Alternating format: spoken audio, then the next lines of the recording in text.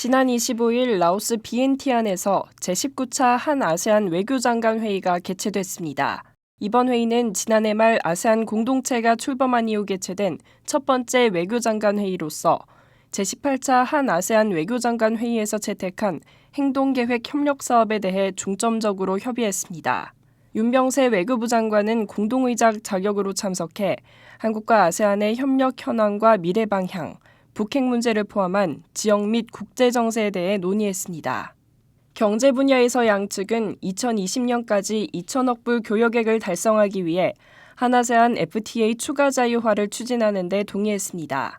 또한 지난 6월에 개최된 한 메콩 비즈니스 포럼과 올해 하반기에 개최될 예정인 한아세안 비즈니스 협의회, 아세안 연계성 포럼 등을 통해 양측 중소기업 간의 교류와 정보 공유의 장을 강화해 나가기로 했습니다.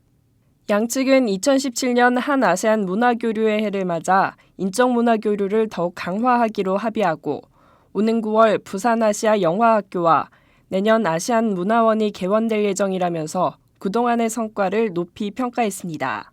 이처럼 정부가 아세안 지역과의 국제협력 관계를 긴밀히 구축해 나가는 가운데 같은 날 한국농촌진흥청은 라오스 비엔티안에서 코피아 라오스 센터를 개소했습니다.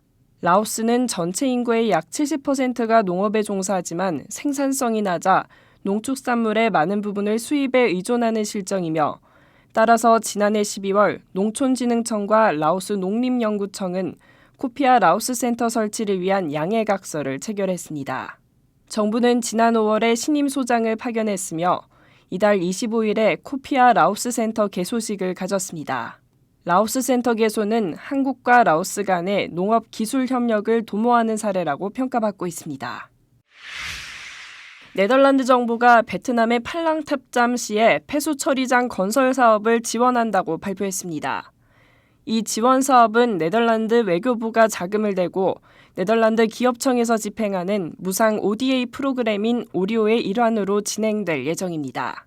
이로써 12만 5천 명의 시민과 300여 개 중소기업의 폐수 저장, 처리가 가능하게 되며 지역 호수와 강의 수질 개선에 기여하게 됩니다.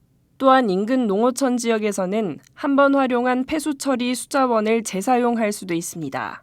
그뿐 아니라 베트남의 폐수 저장 처리 시스템 운영 유지 보수와 관련한 제도적 기술적 역량이 강화될 것으로 전망됩니다.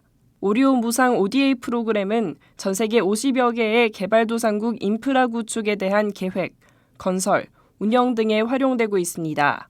오리오 외에도 네덜란드 기업청에서는 지난해 6월 16일부터 드라이브 유상 ODA 프로그램을 통해 해외 인프라 시장에 참여하는 자국업체는 물론 외국 기업들에게도 자금을 지원하고 있습니다.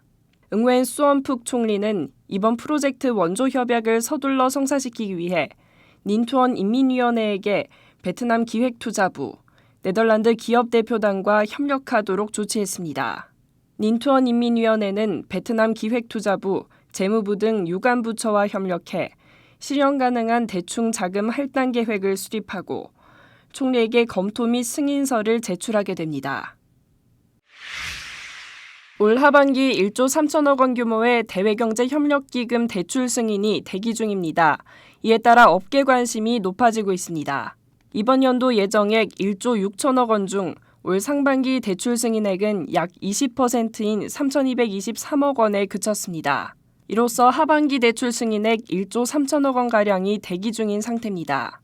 지난 2009년 1억 달러 이상인 사업의 대출 승인이 2건 이뤄진 것을 시작으로 2010년에는 최초로 2억 달러에 달하는 베트남 밤콩 교량건설 사업이 대출 승인을 받았습니다.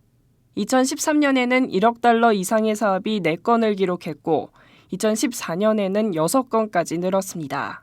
2015년에는 1억 달러 이상이 6건, 2억 달러 이상이 1건으로 전년 대비 계속해서 증가하고 있는 추세입니다. 대외경제협력기금은 올 하반기 대출 승인과 관련해 사업 추진을 원활히 하기 위해 사업 절차를 일부 조정할 방침입니다. 관계자에 따르면 관례적으로 프로젝트가 차관 승인을 받고 나서 컨설팅을 시작했지만 현재는 협의를 통해 미리 사업 자금을 받아 컨설팅을 진행하고 차관 승인을 받는 식으로 추진하고 있다고 밝혔습니다. ODA 웹TV 송형빈이었습니다.